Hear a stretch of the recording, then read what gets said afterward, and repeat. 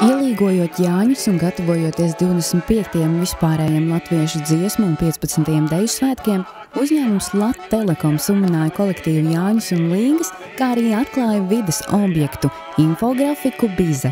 To ik viens iedzīvotājs un valsts viesis varēs apskatīt Dzirnavu ielā 105. Viņš ir sapīts no mums labi zināmiem elementiem, kurus jūs tūlīt redzēsiet, un šī objekta simboliskā būtība ir tāda, ka visas dziesmu svētku dalībnieces sapina savas bizes vienā lielā bizē, tad sanāk tikpat liels garums kā optiskais kabelis no Rīgas centra līdz Meža parkam, 8 kilometri.